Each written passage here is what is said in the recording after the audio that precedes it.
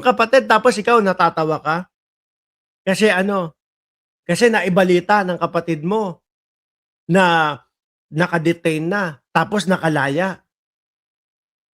'Di po ba, mga kababayan? Tapos nakalaya. O tayo ho, malungkot tayo dahil ganito ang nangyari, mga bossing. Ako sabi ko nga, kung sino man yung mga ipinadala para, doon kay Saldico, ang hihina ninyo. Oo, biruin mo ba naman? Hindi ko alam kung mahina lang talaga yung mga yan or baka, napadaanan ng pera ni Saldico. Nagtatanong lang ho tayo. And ano ba gagawin? O naka-detain sa isang sa isang pasilidad, 'no? Ano ba naman yung, "O sige tayuan niyo na sa labas ha, lagyan niyo na ng tao sa labas ha." 'Pag lumabas 'yan, pagka-detain, habang inaayos natin, inaasikaso natin yung dokumento para maiuwi si Saldico, at least namamanmanan, nasusubaybayan na natin, 'di ho ba? Pero bakit walang gano'n? Tapos ang ibabalita sa atin ay hindi na nila alam kung nasa si Saldico.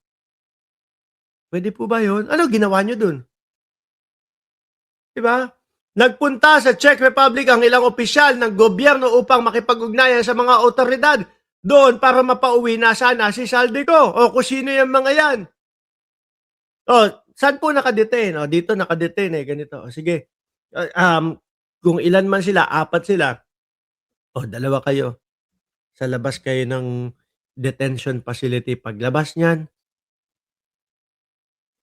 anuhin mo na, sundan niyo na, 'no? Kahit umisang buwan na kasusunod kayo, ayos lang, walang problema. At least alam natin kung nasaan si Saldico, 'di ba?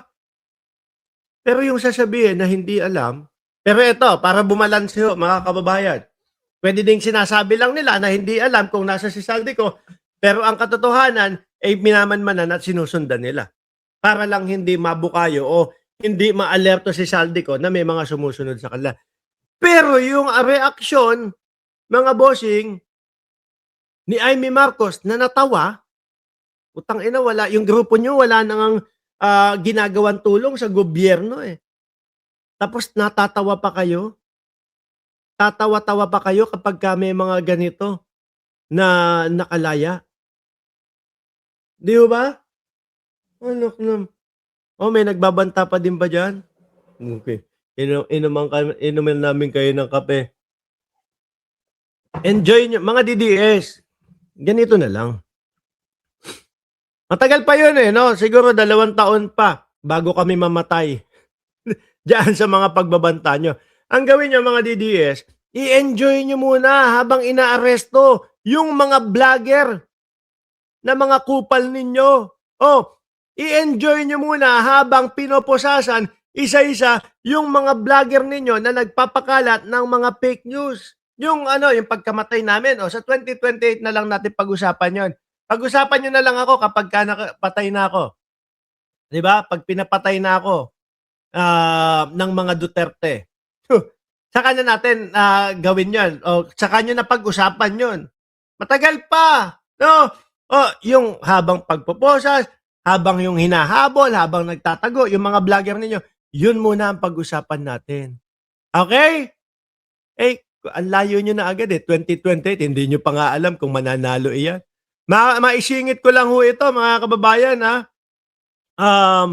sa ano pala, doon pala sa Baguio, may mga pasugalan din. Hmm, may mga pasugalan din pala dito. Nakita ko lang dito, Francis Camtugan, tuloy pa rin ang gambling in Baguio. O biruin mo 'yan. Sino ang ano dito? Sino ang mayor? Si ano, si Magalong. Yung napabalita na may magkano daw, 110 million na tennis court doon sa Baguio na proyekto. Siya pala yun. Basahin ko lang. Tuloy pa rin gambling in Baguio. 12 hours ago, a foreign blogger, barefoot blogger, posted a 46 minutes video and he detailed his experience in Ayun, no? May mga patayaan, ganyan. Uso pala yung ganyan, ano, yung mga pasugalan, oh. I stumble into Baguio Karaoke Bar, may Baguio Karaoke. Naku, ang lakas magmagaling nung mayor, ang lakas pumuna ng walang ebidensya, tapos eto may ganyan palang parang Malatobi-Tiangco lang din ho pala mga kababayan, 'di ba? Sabi ni Annalyn Ando, "Paktay ka Magalong." Ang lakas pumuna, yung walang ebidensya, tapos doon pala sa siyudad, may mga ganitong nangyayari 'di ba, dut-dut pintura. Naku. Bago po pumuna nung mga walang, katorya-toryang walang mga ebidensya ninyo, ang gawin niyo muna, linisin ninyo itong mga lugar ninyo. Hindi yung ganyan banat ng banat, 'di ho ba? Tapos, 'pag hinanapan ng mamamayan ng ebidensya, wala kayong maipapakita. Kaso eto mukhang may ebidensya. Baguio, nakalagay diyan, 'di ba? Ano 'to, anong pasugalan ito? Daming tao, daming parokyano Basta yung mga nagngangangawa diyan, may bahong itinatago. Sabi, "Uy, wala ako ha." Sabi basta daw yung mga ngawa-ngawa, kakaligo ko lang bago humarap sa inyo, hindi kagaya ng mga DDS na mga vlogger na maaantot. Sabi ni Chay-Cher, si Magalong na mahilig sa turtleneck, sabi ni Banat Boy. Si Magalong pala father-in-law ni Attorney Liv ay gano'n? Nalaman ko lang nung nang nagdebate sila ni Attorney Palsis. Kaya pala 'no? Nahalata ko parang medyo DDS si si Attorney Libayan, si Magalong DDS, 'di ba? 'Wag niya nang itatanggi 'yan. Ngayon mga bossing, nasaan na?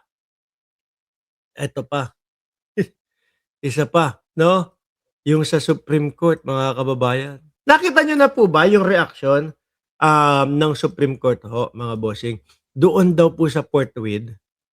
Mamaya meron akong gagawing vlog. Mamaya meron akong, kumbaga hindi ganitong kagaya nung vlog na nakikita niyo sa araw-araw 'no? Sa gym ho, mga kababayan, sa gym, puro puti, itim, puro sabihin na natin, puro mga, English ang kanilang first na dialect, mga kababayan. Sa madaling salita, mga Amerikano, Australiano, Canadian, yung mga nagwo-workout dun, Cayman yan, lahat po puro nag-i-English mga kababayan. Ngayon, ang gagawin ko mamaya, Fort Worth, isusulat ko yung Fort Worth, 'no? Tatanungin ko sila isa-isa. Like kunyari, Amerikano, ano ang pagkakaintindi mo dito sa Fort Worth na nakasulat na ito, 'no? Siyempre sasagot sila ganito.